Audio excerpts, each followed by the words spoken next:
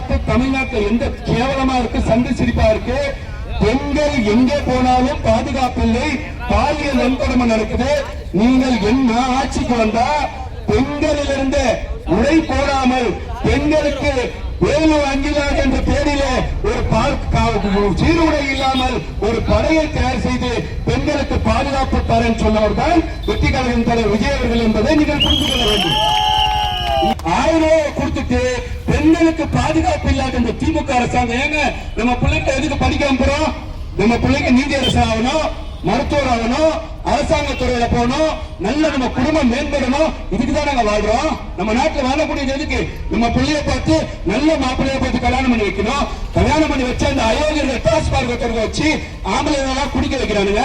அப்ப குடிக்க வச்சாலும் பரவாயில்ல, என் புள்ள படிச்சிருக்கு, என் புள்ள தனி கால நின்று சம்பாதிக்க என்ற எண்ணத்துல நம்ம படிக்க வைக்கிறோம் சொன்னா, அண்ணா யூனிவர்சிட்டிக்குள்ள அமைச்சர் வீட்டுல பிரியாணி சாப்பிட்ட ஒரு போலிக்கு அண்ணா யூனிவர்சிட்டியில பாலியல் வன்கொடுமை செய்யறான்னு சொன்ன ஒரு திமுக காரன் இந்த திமுக ஆட்சியர்களுக்கு தேவையான நீங்க யோசிச்சு பார்க்கணுமா இல்லையா?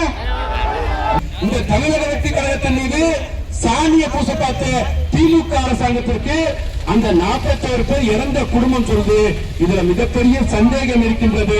இதில் செந்தில் பாலாஜி விசாரிக்க வேண்டும் என்று இன்னைக்கு சிபிஐ அவர்கள் செந்தில் பாலாஜிக்கு சம்மன் கொடுத்திருக்காங்கன்னு சொன்னா, எங்களுக்கு சம்மன் கொடுத்தாங்க, விஜய் அவர்களுக்கு சம்மன் கொடுத்தாங்க. உடனடியாக போய் ஆஜரானோம். ஏன்னா எங்களுக்கு வழியில பயம் கிடையாது. இதுல செஞ்சது யாரும் நாங்க உறுதியான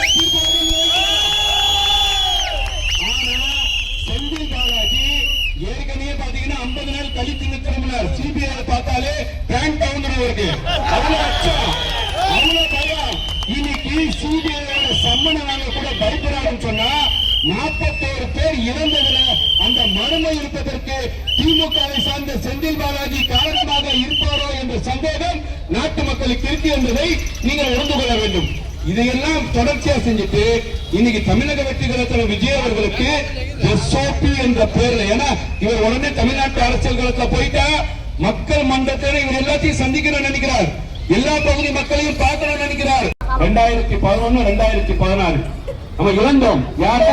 மாண்புமிகு புரட்சி தலைவி மேடம் ஜெயலலிதா அம்மா அவர்கள். இன்னைக்கு உங்க மனசுல வாழ்ந்துட்டு இருப்பாங்க. உங்க மனசை கைய வச்சு சொல்லுங்க, யதார்த்தத்தை பேசுறேன்.